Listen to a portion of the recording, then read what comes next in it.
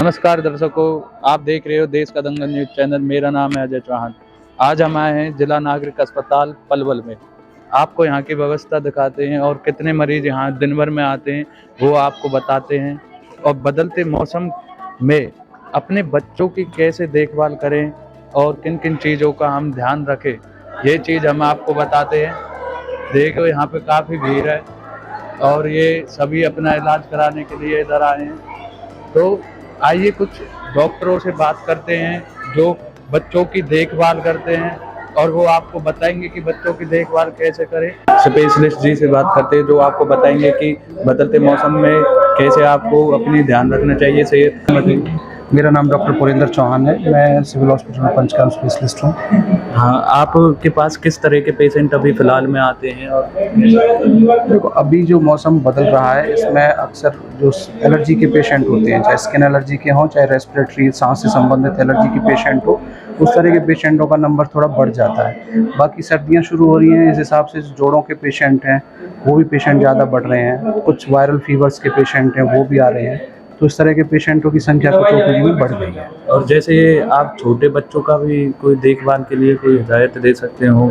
जी, छोटे बच्चों के लिए हिदायत ऐसे मौसम में बहुत ज़रूरी हो जाती है। मौसम बदल रहा होता है, ऋतु संधि का टाइम है।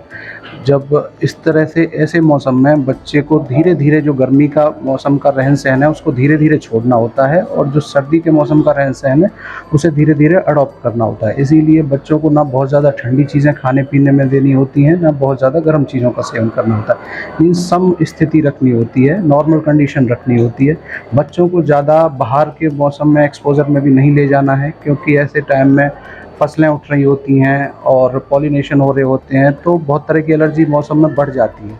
तो एलर्जी वाली कंडीशनों से बचाने के लिए बच्चे को बहुत ज़्यादा एक्सपोजर में भी नहीं रखना है और ताज़ा हवा में रखना है। ये एलर्जी का जो ये पीरियड चलता है, ये बदलते मौसम के टाइम ही ज़्यादा बढ़ता है या अब पूरे ईयर वाइज ज़्यादा? वैसे तो पॉल्यूशन का जो देखा जाए सिनेरियो है उसमें ये एलर्जी के केसेस बढ़ ही रहे हैं, लेकिन फिर भी जब मौसम बदलता है तो आम जो लोगों की है, सभी लोगों की जो इम्यूनिटी है ना वो कम हो जाती है।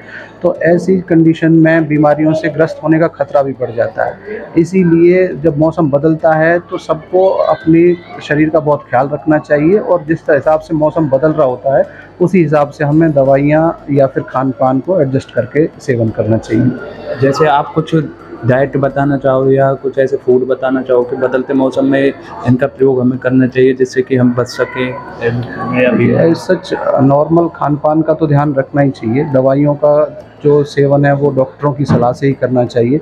फिर भी अगर कुछ चीज़ों का सेवन करना है तो इस मौसम में स्पेशली च्यवनप्राश का सेवन कर सकते हैं, आंवले का मुरब्बा है, इस तरह की चीज़ों का सेवन कर सकते हैं, गिलोय का सेवन कर सकते हैं। तो इनसे बने हुए जो काढ़े वगैरह हैं या दवाइयाँ हैं उनका सेवन कर सकते हैं, या इनको अपने आम खान पान में इस्तेमाल कर सकते हैं। जैसे आप आंवले का अचार वगैरह, चटनी वगैरह बना के इस्तेमाल कर सकते हैं, आंवले की सब्ज़ी इस्तेमाल कर सकते हैं। च्यवनप्राश को आप डेली टॉनिक के तौर पे भी खाना पीना शुरू कर सकते हैं। अभी ये सुन रहे हैं कि पलवल शहर में डेंगू का ज़्यादा फैलाव हो रहा है, तो इसको आप कैसे देखते हैं? डेंगू मच्छर के काटने से होती है और एक वायरल डिजीज़ है।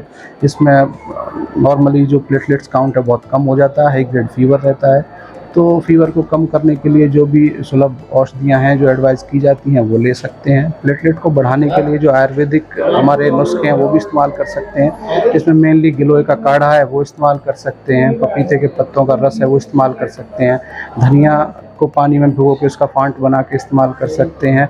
और भी अगर ज़्यादा रिस्क बढ़ता है, कोई खून से संबंधित दिक्कतें बढ़ती हैं, तो फिर ज़रूरी है कि डॉक्टरी सलाह से ही आगे का उपचार लिया जाए। ऐसी खबरों से जुड़े रहने के लिए हमारे चैनल को सब्सक्राइब करना ना भूलें।